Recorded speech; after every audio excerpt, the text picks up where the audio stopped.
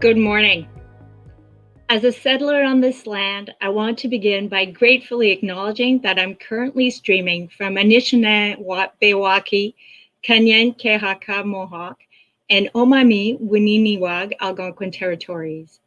I honor and acknowledge all who came before us, our own ancestors, as well as all of the Indigenous caretakers, named and unnamed, recorded and unrecorded. We're all treaty people. In the spirit of friendship and reconciliation, I commit to raising awareness about the Indigenous peoples who came before us with my family and friends. My name is Karine Glenn, and I'm the Strategic Project Director at the Nuclear Waste Management Organization, or the NWMO. And I'd like to welcome all of you to the Canadian Radioactive Waste Summit. This summit is a beginning of an engagement with Canadians and Indigenous peoples with the aim of developing an integrated strategy for all radioactive waste in Canada.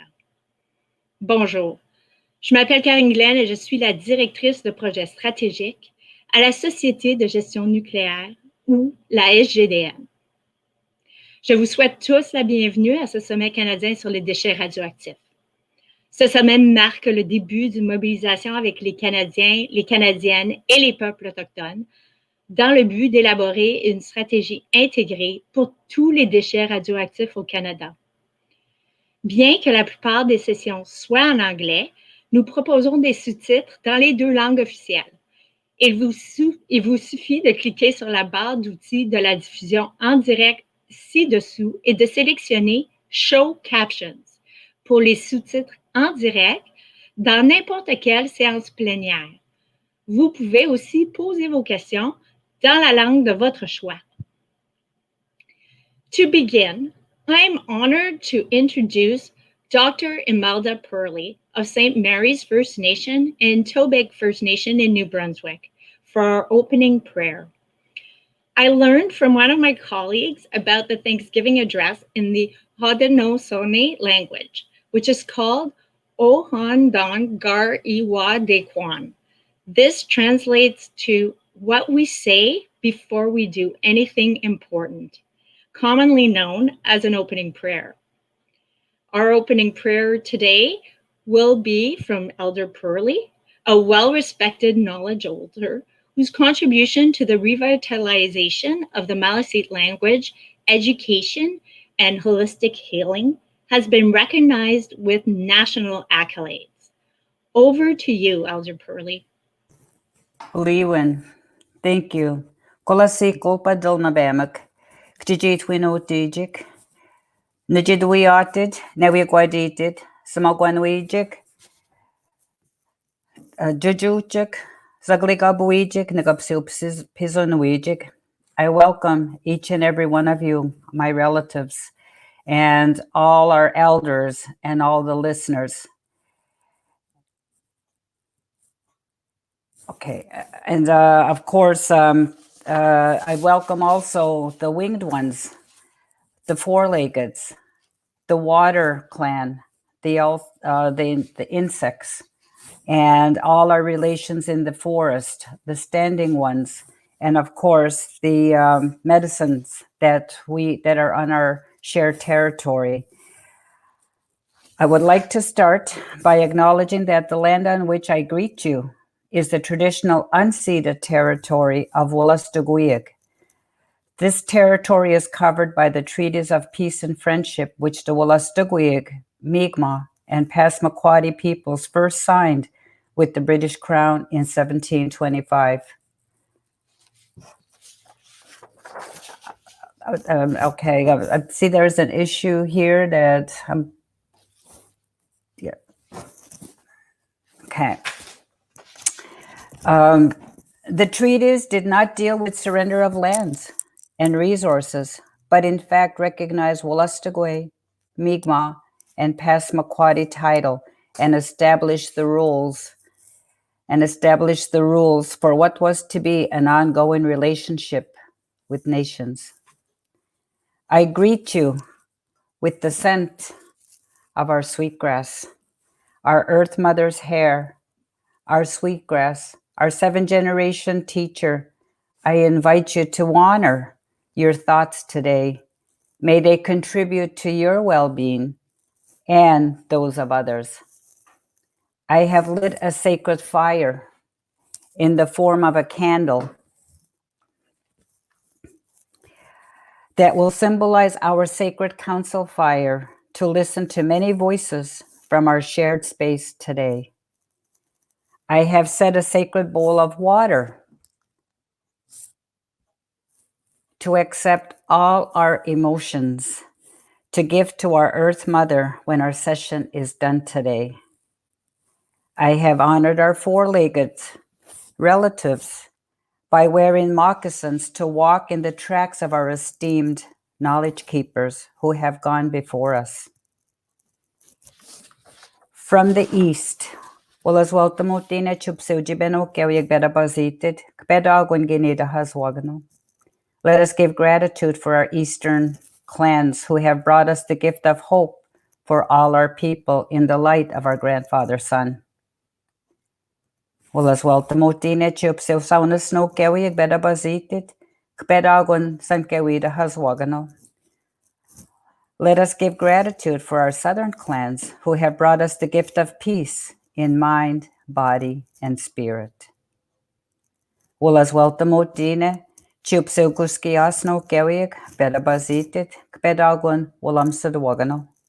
Let us give thanks for our western clans who have brought us the gift of truth. As long as the sun shines, the grass grows, and the rivers flow. Ulas weltamotine chulataguasno kewig, bedabazitit, kbedagun kjijitwagano. Let us give gratitude for our relatives from the north who have brought us the gift of wisdom in sharing traditional knowledge and ways of being. Ulas weltamotine chibemkiskak nagapsu, kulaswagan bejiptazik, nagagadimajeptazik. Let us give gratitude for this gift of today and all the good news that is gathered here for each of us to think about, to carry, to share, and to pass on. I want to also acknowledge all the listeners, all the gifts that you have. So when we do our smudge, we bring the smoke to the top of our heads, so that today may our minds be joined together. We bring the smoke to our eyes so that we ask for vision to be able to understand and see what the messages are for today. We bring the smoke to our ears so that we listen with 2 ears and give that respect of hearing another story. We bring the smoke to our nose so that we honor the sense of our Earth Mother, in this case, the sweetgrass that I've shared. We bring the smoke to our mouth so that we speak honorably of each other, of creation, and especially of our gift of today. We bring the smoke to our hearts so that we leave our hearts open for understanding, our hearts open for compassion, our hearts open for kindness, and our hearts open to make sure that we have love of creation, but also love for our designated families. We bring the smoke to our hands so that we cleanse negativity. We use our hands in a good way so that we together can join hands symbolically, but also to do the writing that needs to be done, to make proposals, commitments, policies. May they all be in for the good of all. We bring the smoke to our feet so that when we walk in the tracks of our ancestors, we follow the ones who left behind for us a responsibility to ensure that 7 generations will brag about what we've done in this generation. We also bring the smoke in front of us so that we honor, as Karine mentioned, all the ones who went before us. We bless behind us as our own responsibility to make sure that each day we leave a little piece of something for the next generations yet to be born. I also offer my drum as a symbol of our first song within our mother's womb that we heard when we heard our mother's heartbeat. It was actually here in the echoes of our grandmothers before us. I offer you our song to our beautiful and bountiful river. For those of you who may not know, our beautiful, bountiful river's first name is Wolastoq, and it's been renamed St. John. But we, the people, still know it as Wolastoq, and St. John is its middle name. But it still deserves this honor song. So I'm going to stand up, and I'm going to sing a song, and I'm going to sing it in my language, in English, and also in French, because my grandfather was from the Quebec Viger, and therefore we have Wolastoqiyik that also carry French as their language, and so it deserves this song in that language as well. And I offer it to everybody out there. If you want to add this song to your language, please do, because it then reverberates through all our waters as a welcome song and an honor song for healing our waterways, making them clean, making them ready for those next generations that we're responsible for. So I will step up now and sing the song.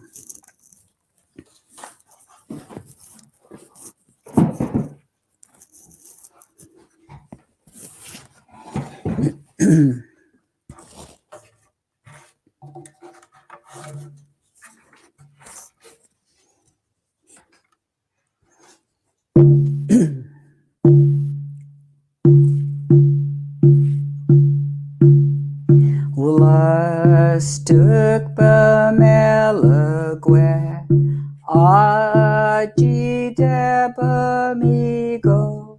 Wolastoq melagwe zupegel mia.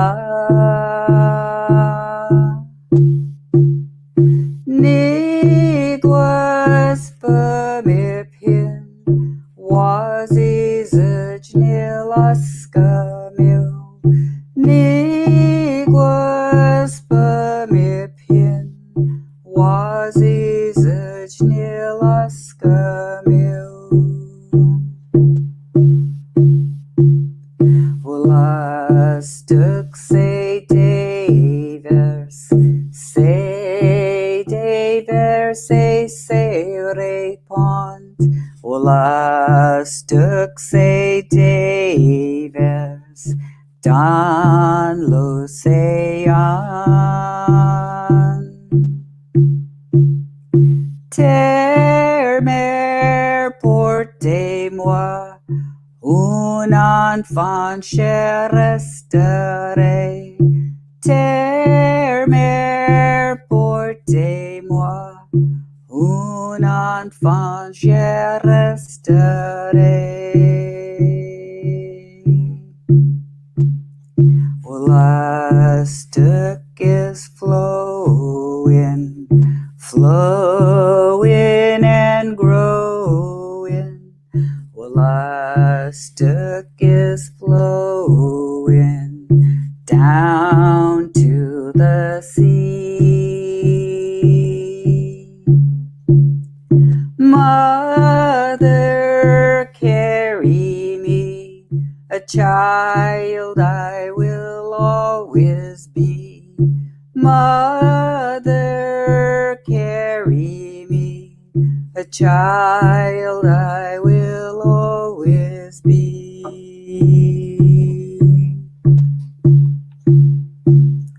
Wolastoq b'melagwe aji debamigo. Wolastoq melagwe zup begelmia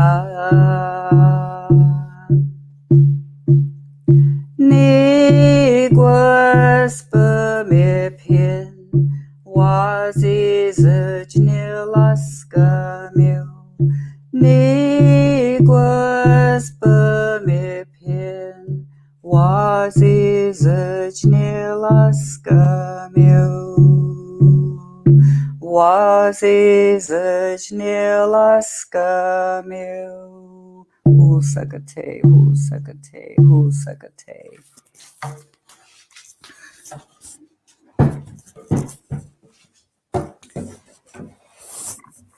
When we call on our drums, it's one of our 7-generation teachings. When a drum is heard, it's the echo of the grandmothers before us. And so they're very well celebrated and needed. Drums are needed for healing. Drums are needed when we're asking for prayers. Drums are needed when we welcome every child into the world. In the same way, our drums are needed when we send someone back to the spirit world. And so times of difficulties, bring your drum out. Bring your sweetgrass. Get your bowl of water and do a water ceremony to honor all of the resources, relatives. Because in our language, water is relative, but it's used as a resource. In the same way, our languages are resources. In the same way, all our medicines are something for us to be able to know that we're gifted and loved from our Earth Mother because of everything she provides for us. And so these are the things that we must start our day with. We must start our day without negativity. Give gratitude.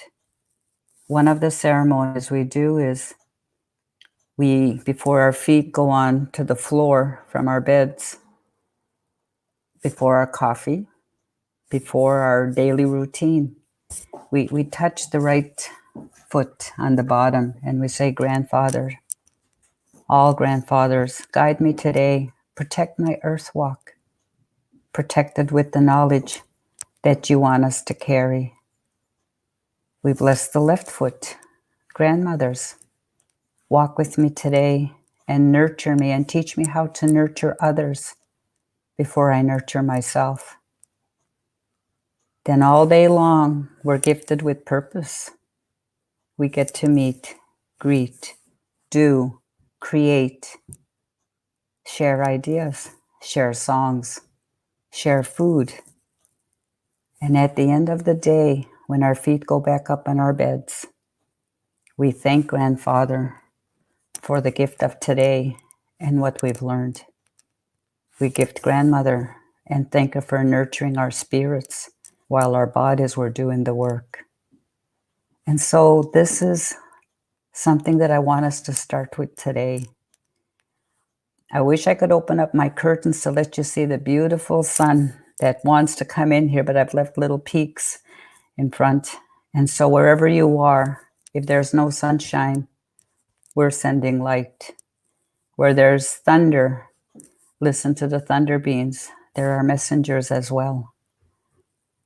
So I end and give it back to Karine and the organizers. And I thank you for starting the day in a good way with our medicine, with the braid of the sweetgrass, as I mentioned, the 7-generation teacher.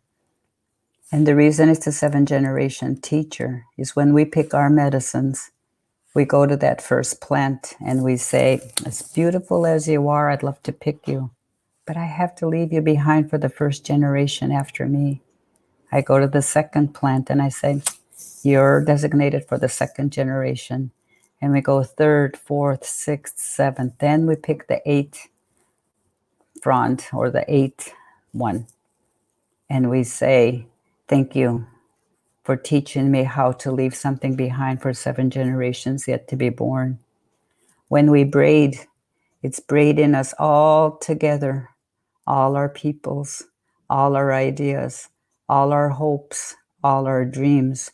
And may we stay strong as nation to nation, and then respect all of the gifts together that our Earth Mother has provided for us, so that that seventh generation will remember us as the ones who left behind sacred medicines, sacred songs, our languages, and clean air, and all of the things that we were gifted with, which we have a responsibility to pass on.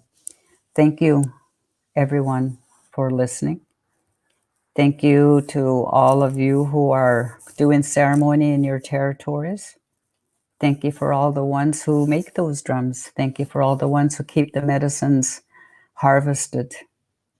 Thank you for all the ones that are still carrying language against all odds. That's the biggest medicine we all need, is to preserve our own languages so that our medicines will nourish and heal a people that feel that their languages may be leaving them. Let's not let that happen. So I give it back to my host, Rachel, I think is doing that. Thank you very much, Karine. Thank you for the acknowledgement of the land. It's so important, and I wish everybody, every citizen would do that in their professional life and citizen life.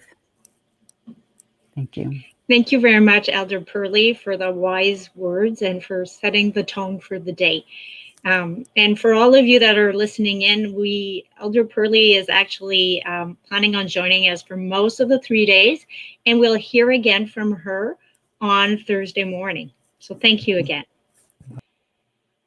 Hello, everyone, and welcome and thanks for joining the Canadian Radioactive Waste Summit, and which will offer free interactive sessions today, tomorrow, and Thursday. And over 450 of you answered the call to participate in this event. Over these days, we'll hear a range of perspectives on radioactive waste, and this is part of a larger project to develop an integrated long-term strategy for radioactive waste, with waste producers and owners, government, Indigenous peoples, civil society organizations, and interested Canadians. Canada is managing its waste safely today, but there are some gaps in long-term management plans, especially for low and intermediate level waste.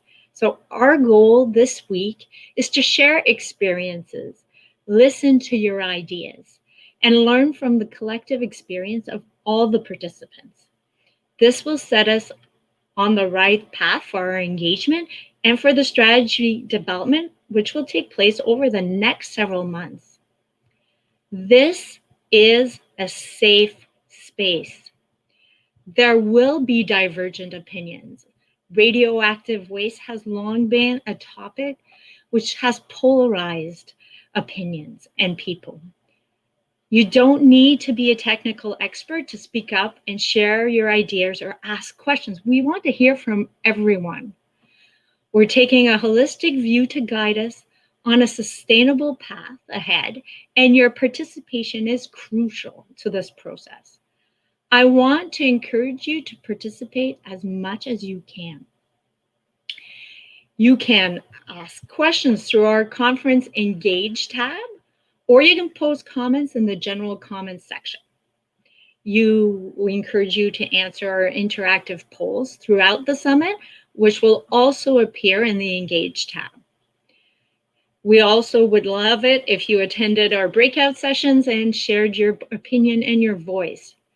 We will be recording all the comments that we receive and weaving the themes that emerge from the summit in a report that will be shared publicly. For more information about our work on the strategy, you can visit our website at radwasteplanning.ca. And on social media, please post using our hashtag radwasteplan, which is all one word. Throughout our summit, we're also pleased to have the talents of Sam Brad, the founder of Drawing Change, who will be creating graphic recordings of the summit discussions. This means that we will have illustrations of the ideas and messages and concepts relayed by our speakers and our participants. Throughout the summit, we'll be posting these illustrations using the hashtag RadWastePlan as mini recaps. And at the end of the 3 days, Sam will join us to share and describe the big picture with everyone. You'll be able to see the final large-scale mural-style illustration in our final report as well. So let's begin by hearing what you hope to get out of this summit and test our polling tool. Please go to your Engage tab, and you should see the first poll queued up. Your answers are anonymous, so we won't know who answered what. The question is, what brought you here? What do you hope to get out of the summit?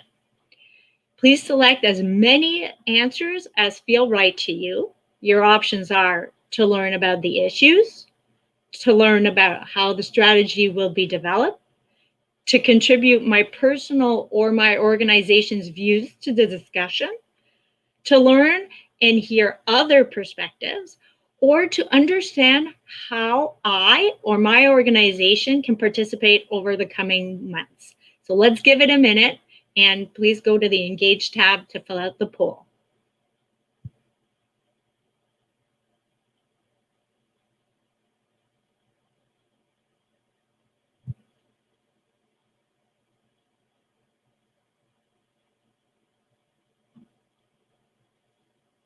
We'll close the poll in 30 seconds, so please choose your answer.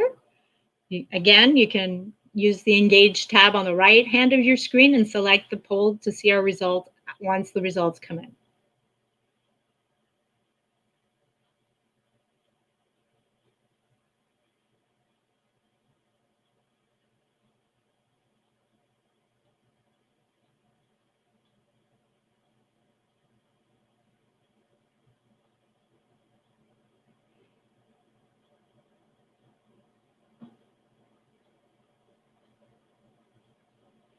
All right, so the results are in, and 24% of you are here to learn about the issues. 20% of you are here to learn about how the strategy will be developed. No respondents chose that they were here to represent the view of their organizations. But 35% of you are here to learn from others' perspectives, which is really, really encouraging because that's the goal of the summit. And then 18% of you indicated that you're here in order to understand how you can participate in the development of the strategy in the coming months. So the majority of people are here to hear others' perspectives. So that's actually great to hear. So we'll be moving on right now to our opening plenary, and where we will hear from Laurie Swami, the president and CEO of the Nuclear Waste Management Organization. Laurie has been in this role since 2016 and was previously the Ontario Power Generation's Senior Vice President of Decommissioning and Nuclear Waste Management. In her role at the NWMO, Laurie is responsible for implementing Canada's plan for the long-term management of used nuclear fuel. As a professional who's worked in our industry for over 3 decades, and I tell you, she must have started working when she was in elementary school, she's a highly regarded leader here and abroad. Laurie will explain how dialogues are so important to the creation of an integrated strategy for the safe long-term management of all of Canada's radioactive waste. There will be time at the end of this presentation for questions, and you can please submit them using, again, the Engage tab on your screen to submit them. So over to you, Laurie. Thank you very much, Karine. And thank you, Elder Perley, for such a thoughtful and moving way to start the day. And I particularly enjoyed your song. And thank you, everyone, for attending. Let's all keep that spirit of open hearts and minds and collaboration at the forefront of our discussion today. Because today is just a first step on a journey together. I'm asking you to join me today as we take a first step. Now, we can't begin without first talking about how we got here. We all know the role nuclear has played in Canada over the past 60 years or so. I'm sure everyone in attendance today has seen a loved one experience the benefits of nuclear medicine, whether as a diagnostic tool or in treating diseases like cancer.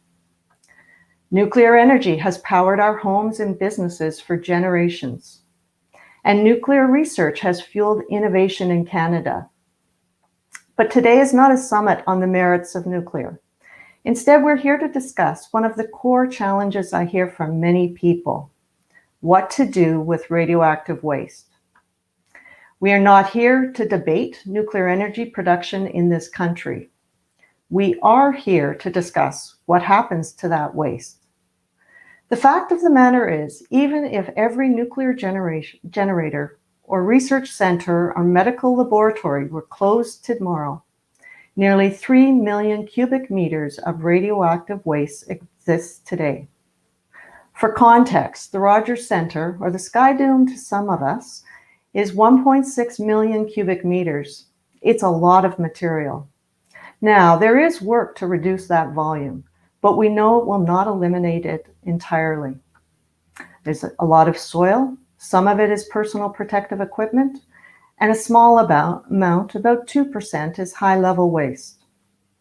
That high-level waste is mostly used nuclear fuel. And the good news is we already have a plan for that. At the Nuclear Waste Management Organization, or NWMO, we spend most of our time working on implementing Canada's plan for that used nuclear fuel.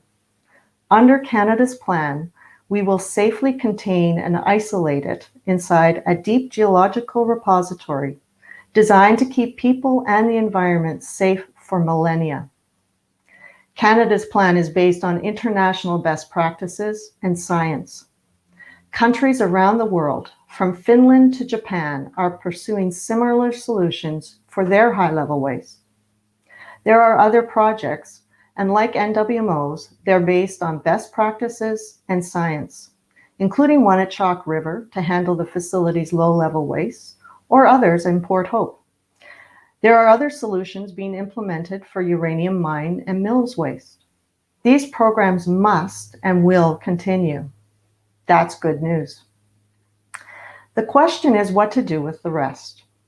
Low and intermediate level waste is currently safely stored on an interim basis, but Canada needs to have a safe long-term solution. Finding that solution is precisely what we are starting here today. Canada knows this too. Natural Resources Canada is looking at its radioactive waste policy, refreshing and modernizing it. We need practical solutions too. It's why the Minister of Natural Resources asked the NWMO last year to lead dialogue on what we should do with the material. To start a conversation, to begin a collaborative process of ensuring we find a safe way to store that waste for the long term. It's our responsibility to act so that future generations don't have to. It's the fair thing to do, and it's the right thing to do. We can't leave our waste to our children or grandchildren. We know, however, that this work cannot happen in a vacuum. That's where you come in. That's why we're here today. It requires all of us coming together, Canadians and Indigenous peoples, to find a way forward that respects our land and water today so we can protect it tomorrow. The hard truth is, whatever you think of nuclear power and innovation, Canada is a nuclear nation, from uranium mining to nuclear energy to nuclear medicine. The waste exists and it's not going to disappear. We have a responsibility to do something about it, to come together and develop a strategy. As I mentioned, we have a way forward for some of Canada's radioactive waste, but gaps remain. Our dialogue today will start filling that gap. Just as I ask you to come here with an open mind, know that we are here to listen to you, to Canadians, and to Indigenous people. We want to hear from a multiplicity of voices, from people who believe in the power of nuclear energy and those that have their doubts, from people who have experience in implementing solutions in other countries or who have experienced challenges in those endeavors. We are committed to an open, inclusive process with no predetermined outcomes. This summit is our very first engagement activity, and there are many more to come. Throughout every one of those meetings, you will see today we are committed to interweaving Indigenous knowledge into our work and to honoring Indigenous perspectives. So today is a step, but it's just that, one step in a longer journey. We will spend this year charting a course, finding a path forward. And by year's end, we will propose solutions to the minister for his consideration. But even then, we must continue to navigate the course together. Today, we will begin with a series of panels and workshops. Later in the year, we will convene technical workshops to delve into the details of the various options. We will engage broadly with communities where waste is stored today. And we will work with Indigenous people, young people, and Canadians across the country. Their input, your input, will guide our course and chart the way. Now, I'll admit we have a long way to go, but for me, this is exciting work. We are at the start of finding a solution for Canada. I hope you'll all come along and take that first step with us today. Thank you.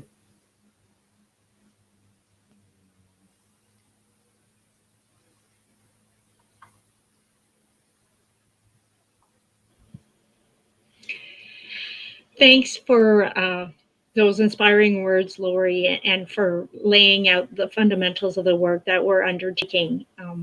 So I'd like to invite all of the attendees today to submit questions using the Engage tab.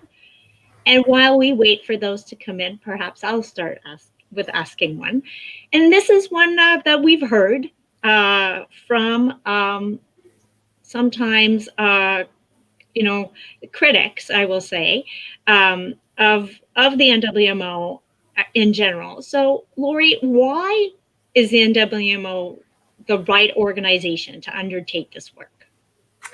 So that's a very good question, Karine. And I think what's really important for us to be undertaking this work is the work that we've done in the past, where we've gone out to Canadians, asked them to provide us input on what we should do with used nuclear fuel. And that process allowed us to engage with over 20,000 Canadians early on in the start of our work to get input on what the best way forward is. And I think we can bring that to bear on this project as well. It established what we should think about, how we should think about taking care of the waste now and not passing it on to future generations, how we need to have a fair and inclusive process for establishing the right way of dealing with radioactive materials. So I think it's really important that we have the basis for some of this work already, and that we can now build on that by going back to Canadians and asking them what they think we should do with the other forms of radioactive waste that still don't have permanent solutions for the long-term safe management of that material. That's great. So I will ask you another question, and that is another hard one. What makes this process different? When there's been other projects put forward, notably, the Ontario Power Generation Deep Geological Repository process that's gone forward, and they weren't successful. What makes the integrated strategy for radioactive waste work different? So I think what really makes this work different is we're starting by talking to Canadians broadly about their perspective on the best way forward for managing the radioactive materials like low and intermediate level radioactive waste. And it's really asking for input early on in the process so that we can make the best decisions that are in keeping with what Canadians want to see us do with this waste. And I think that's an important step forward for us.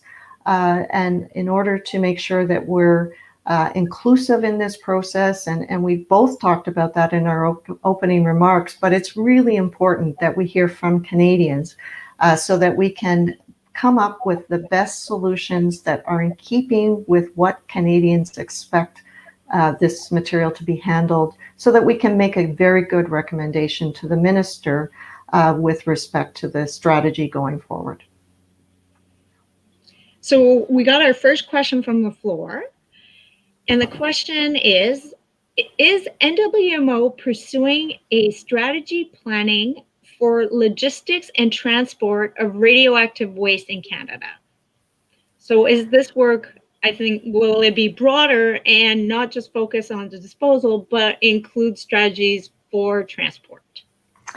So I'll start by saying that radioactive waste is transported in Canada very safely today, and it does undergo regular movement in Canada. And so that exists today, and many companies are currently doing that work. But as we think through what we will do with radioactive waste, one of the questions we often get is, how will you transport it? How will it manage to get from where it's safely stored today to where the final disposal site will be? That's part of the work that we'll be listening to Canadians for identifying what's important and what the important considerations are for transporting materials. I will also say that at the NWMO, we have a plan, of course, that will look at how best to transport the used fuel from the various facilities where it's safely stored today to the final site that we will select in future for our deep geologic repository for used nuclear fuel. And that process, like this one, is seeking input from Canadians so that we understand what's important and how best to execute that work. And so that will be very similar in the work that we'll do on this project. Thank you. So the questions are rolling in now. The next question is about the technical options. So are there alternatives to DGRs being pursued by NWMO, or is that the only option that is being considered? So for the materials, intermediate and low-level waste, there are a number of different technical options. And we have a series of technical brochures, which we will be issuing, that will describe what those are. And what we're really seeking input from Canadians now is what do they think about those options? What considerations should we have for those technical options? So we have not predetermined an outcome from this work, but rather are providing input, providing an oversight of what the technical options may be, and then seeking input from everyone on what is the best options or options for Canada to consider. That's great. And I'll add to that the technical brochures that Laurie just referred to are posted on the Integrated Strategy website at radwaste.ca under the Learn More tab. So you can see, and those are based on what's being implemented elsewhere in the world. The next question is, does it mean now that NWMO will also lead solutions for all of the radioactive waste, or only the used fuel, or the used fuel and intermediate level waste? So our current mandate is to implement Canada's plan for used nuclear fuel. The minister has asked us to consider development of a strategy for his consideration. And that strategy strategy will be based on the input we receive as we go through this engagement program, but there's no preconceived notion that NWMO will take on that role or responsibility in the future.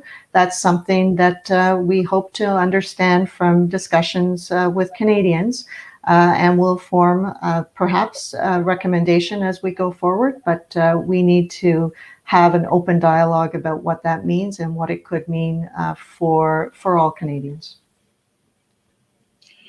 So the next question might actually be better suited for me to answer.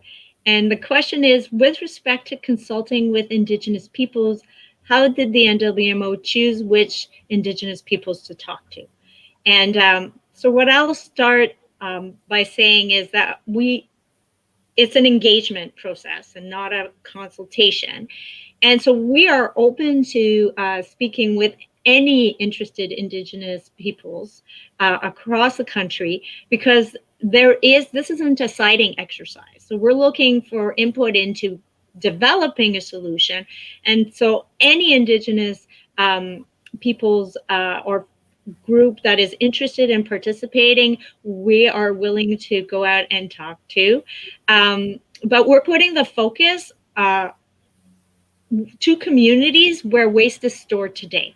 So those Indigenous peoples that are in communities where there are waste storage facilities will definitely be contacted to participate in future engagement activities.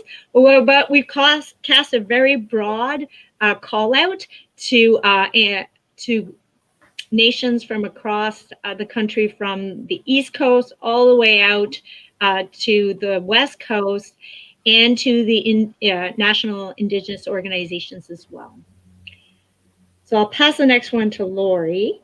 What about the possibility of recycling and reusing the nuclear fuel and harnessing more energy? There are SMRs being developed in Canada that can possibly do this. So I see there was a couple of questions on this topic in the chat. And first, we do have a plan for used nuclear fuel. And that plan is adaptive phase management. And if technologies came forward that would allow for reuse or recycling of the used fuel, that would be something that would be of interest, I'm sure, to all Canadians. What I would say, though, is that we have a large volume of used nuclear fuel, and we need to make sure that we've got a good plan that's being executed to ensure that it's safely managed over the long term that's necessary. And while there may be technologies that come forward in future, we don't expect those technologies will be sufficient to take into account all of the material that needs to be managed today and into the future. So I think both exist, and as the investments go forward on looking at that recycling program, that's always interesting, and innovation is always a good thing to be aware of.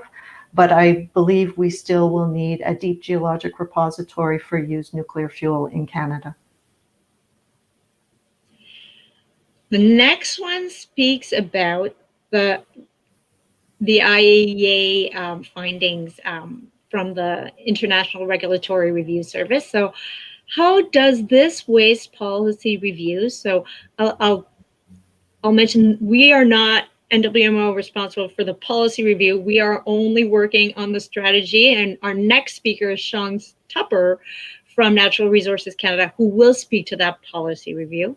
So how does the work that we're undertaking right now address the gaps identified by the International Atomic Energy Agency on the Canadian waste policy? So while the IAEA has International Atomic Energy Agency, apologize for the acronym, did identify a few years ago some areas for improvement in management of radioactive waste in Canada. There are two activities, I think, that are well underway, and I applaud NRCan for taking on the radioactive waste policy renewal that I mentioned earlier. I think this is an excellent work that will go a long way to continuing to demonstrate Canada's leadership in the nuclear field. But at the same time, the policy will obviously give direction on what needs to be done. We still need to implement practical solutions, and we can look to international projects where there's already, waste disposal sites for low-level and intermediate-level waste in other jurisdictions, and it's time for Canada to also fill those gaps with projects that make sense, that address what is important to us in Canada, so that we have solutions for all of our waste streams. And I think that's the work that supports the policy development, but also takes on the responsibility of taking care of this material today. That's great. I really like the next question. So do low-level and intermediate-level waste have to have the same solution? So maybe you're better to answer that, Karine. I would say no, they do not have to have the same solution. So as I mentioned in my opening remarks, the work at Chalk River right now is looking at a near surface disposal facility for low-level waste. And I think that's a really important project, and really and very happy to see that one proceeding pace. So that will solve some of Canada's waste disposal solutions. We also know that intermediate level waste could be disposed of in deep geologic repository, as is expected in many jurisdictions outside of Canada. And so that's a different solution. And if we go to the pamphlets that I mentioned earlier, you'll see the description of the various options that are available and should be considered as we develop this strategy. So it's not a one-size-fits-all solution that we're necessarily trying to arrive at. Next one is about funding. So is funding for radioactive waste disposal paid for federally, or are provinces also asked to contribute? So currently, the waste owners, so those that have waste materials, so the operating companies from the generation of nuclear power and through ACL are responsible for Atomic Energy of Canada Limited, are responsible for funding the waste disposal strategies. And this is something that I think is really unique about nuclear, and very important that we understand that money is already being set aside to fund these disposal solutions.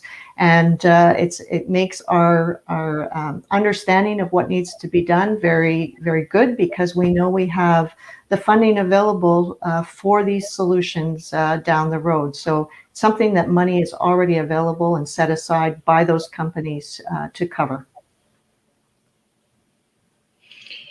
That's good to know.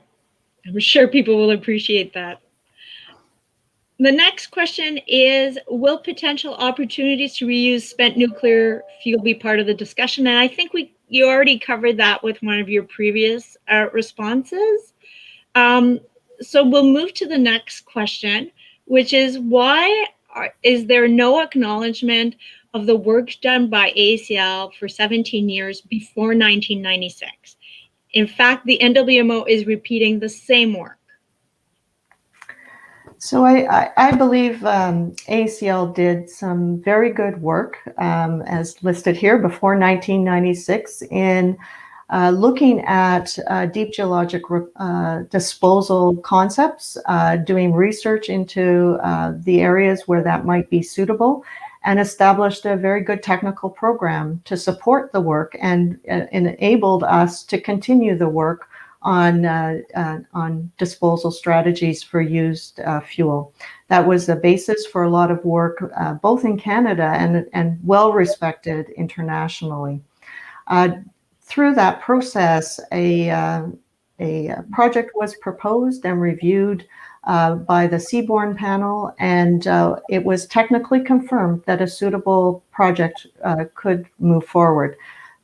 The work that the NWMO picked up on, though, was making sure that we had a socially acceptable path forward. And that's been a very significant focus of the work.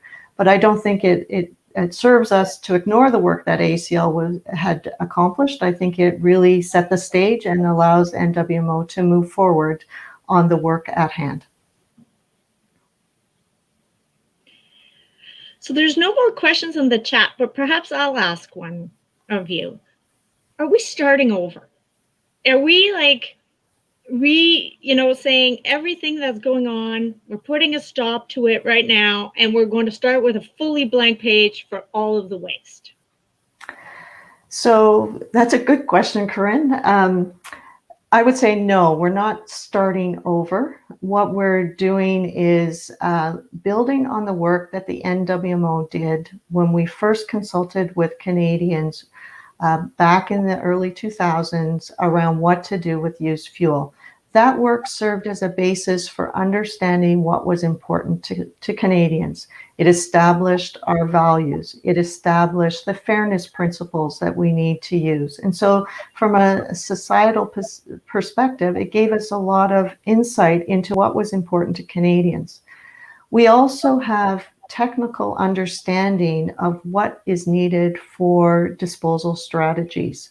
And that's based on international best practice. It's based on science. And so that work doesn't need to start again. But what it does need to do is it needs to be discussed with Canadians so that they can understand what it is and they can have input on what is the best path forward for Canada. So I think the two things that we have in front of us are we know some societal expectations. We need to go back out and talk to Canadians to confirm we're on the right path and get new input on that. And we have technical solutions. Again, we need to have discussions. We need to understand what makes sense from a Canadian context, and then we can put a strategy together. So not really starting from scratch, but really confirming where we are and getting good input on our next steps. And the work that's going on with APM continues to proceed. Is that correct? That is correct. Yes, absolutely. So now we have a question that's fuel related. So perfect question for you.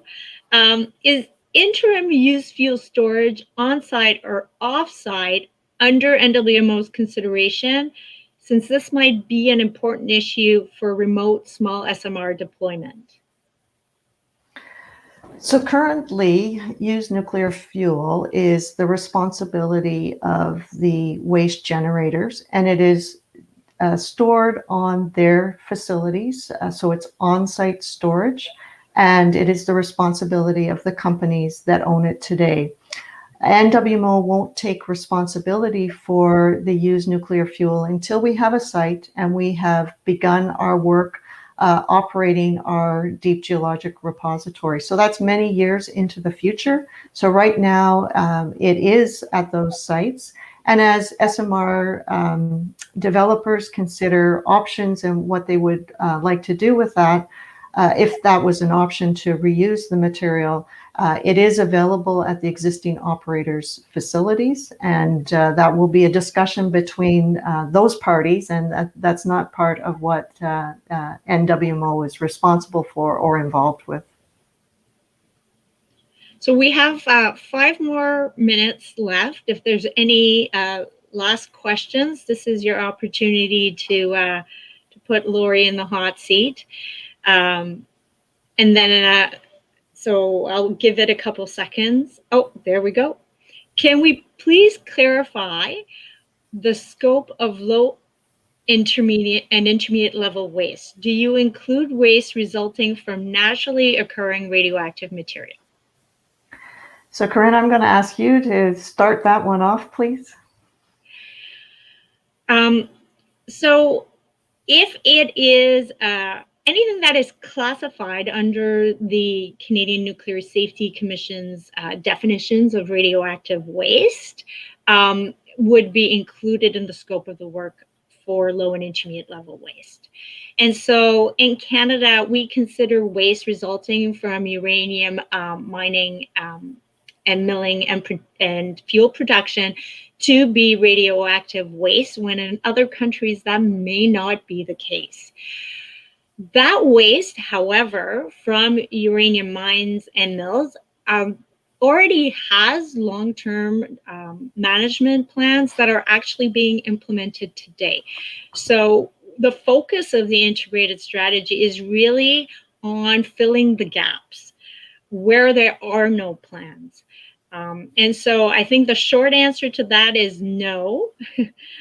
But if it is considered radioactive waste under the Canadian legislation, and if it is, it doesn't have any long-term plans, then it would be.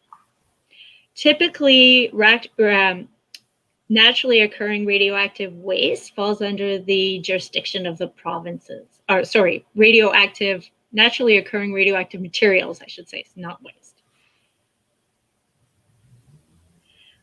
Are there any lessons learned by OPG in concordance? So that is a fantastic question, because if you stick around till the third day of this conference, we have a panel on lessons learned. And we will have someone from OPG to speak to that, as well as someone from the Saugeen Ojibwe Nation, who will join us to share their perspective on lessons learned. We will also have folks from international projects who will share the lessons that they've learned from the US and the UK. So I invite you to join us on April 1st. It's not a joke. We are really having a panel. It's moderated by Dr. Monica Gattinger. But Laurie, did you have anything you'd like to add to that? I would say you always learn lessons from siting projects, regardless of whether they're successful or not.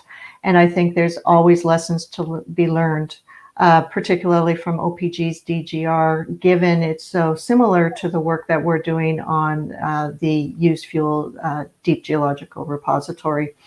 And I think the biggest lesson learned, which we hope that we're doing ourselves, is making sure that we're working with people, making sure everyone in a community understands a project, and that we move forward together in partnership on these very challenging projects, but very fulfilling projects. And I think that's the importance that we can take away from that project.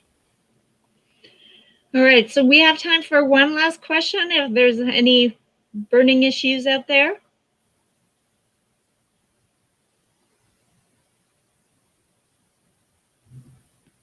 All right, so no more questions. So thank you for your time, Laurie.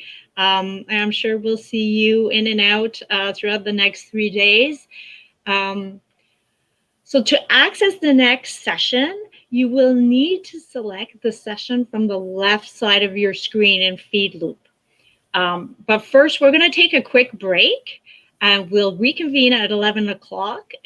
So grab a drink, stretch, move around, give your eyes a break from the screen, and we will hear from Sean Tupper, the Associate Deputy Minister at Natural Resources Canada.